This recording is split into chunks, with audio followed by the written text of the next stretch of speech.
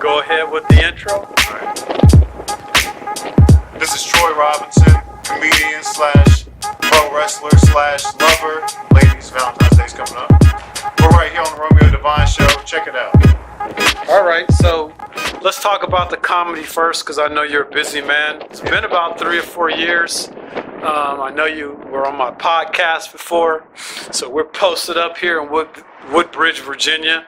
We're both freezing our asses off. Yes, it's very. But we're committed to doing this. So, talk about the comedy. You took a break. Now you're getting back into it. Yeah. Like what happened? You took a step back. Now you're in the mix. First off, 5 years of doing comedy, I was just doing rooms, running rooms, booking shows. I really didn't get out much.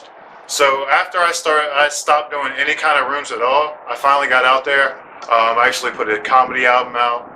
I started featuring, got some paying gigs, and I was doing pretty well.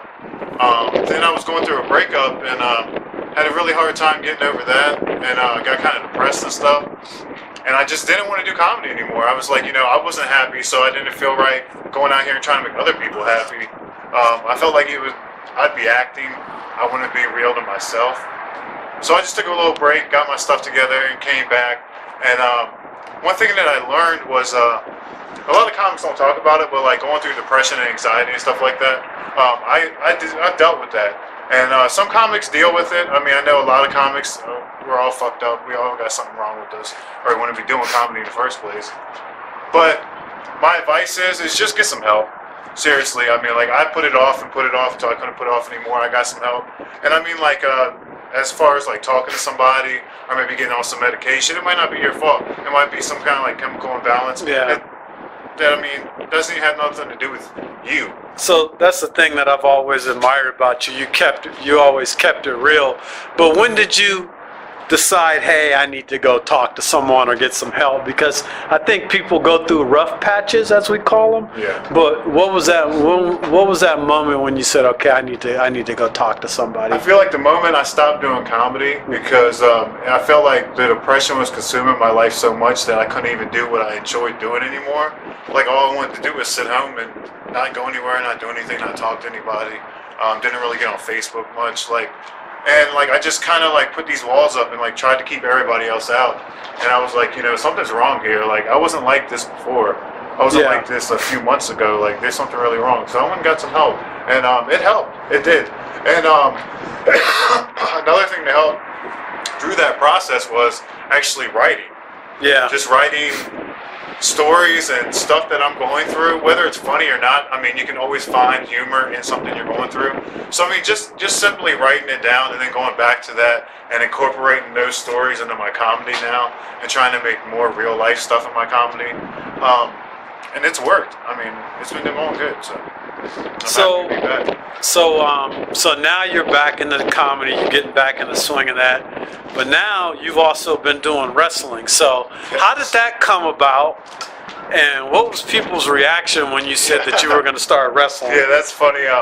Actually, one of my friends was wrestling, and I found out about the organization, and I went ahead and hit the guy up and told him, that I would like to be. I was interested in it, and I would like to, take part in it. So I went to the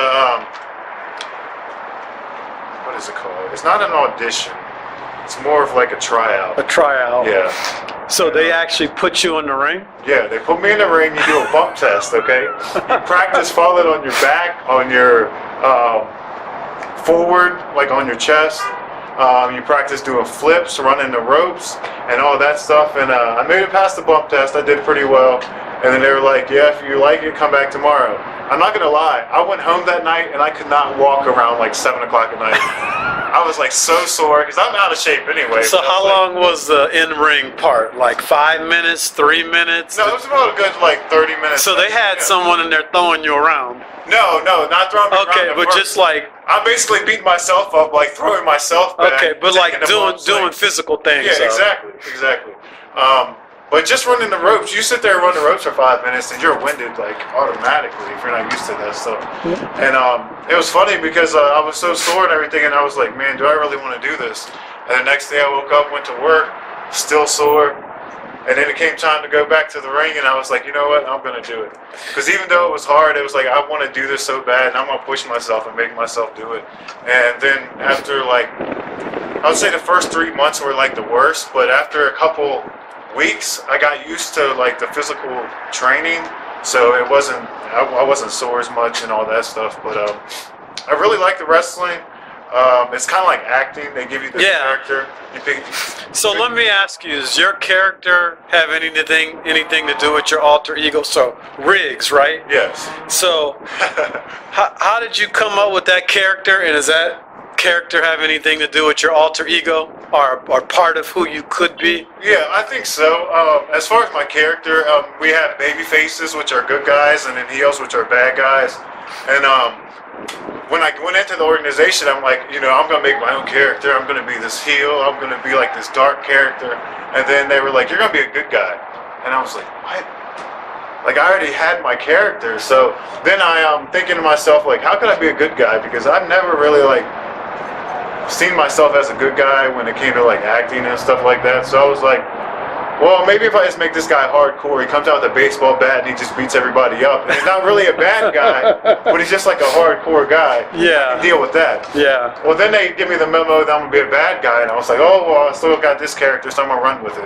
And I would say it kind of does reflect me a little bit. Yeah. It's kind of like he's a little more cocky and arrogant than I am and more of an asshole. But But I have fun with it. It's like acting. It's just like, I love it. So when you told people you were going to get into this wrestling, what was people's reaction in general? I mean, did people laugh and say, of course, well, why are you going to do that? Yes. Like, you always get those haters. I got a few laughs. I got a few, what are you thinking? You're too old for that. But I wanted to kind of prove it to myself that, you know, I could do something. And it was hard, and I kept going back because I wanted to, like, you know, go through that experience, and it's just something I wanted to do, so I had to do it. And well, people's reaction, some people were supportive, other people didn't know really what to think about it, and then they saw some videos of me, and they were like, wow, okay, you're doing okay in the ring. But yeah, I'm getting there. I'm still learning, but it's fun. Do you find that people you didn't expect to support you have been some of, like, your biggest supporters? Like, people you didn't even know, and they start watching this wrestling league you're involved in and start, like, reaching out to you? Yes. How has that been? It's kind of funny because you feel like kind of like an underground celebrity type.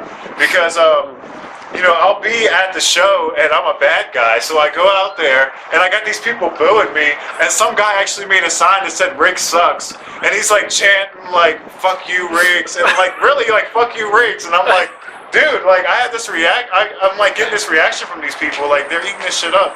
And then I have people after the show, they're like, thanks, Riggz, like, good show, Riggz, stuff like that. So, I mean, it's awesome. I mean, it's a good feeling.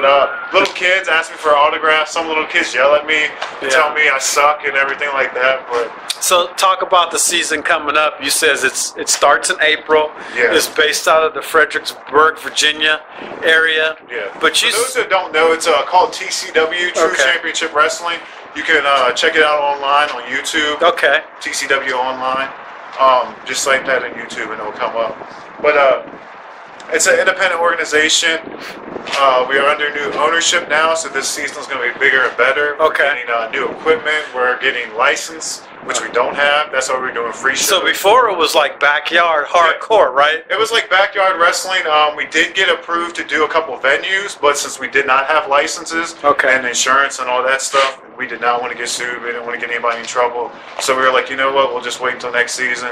And now the new owner is a little more financially stable, so he's going to make everything legit 100%. Okay. And we're basically going to be a wrestling over. Did you want to give a shout out to anybody that's associated with the wrestling? I want to tell AK, who thinks he's coming from my United States Championship, don't even think about it. Yeah. So what's your finishing move?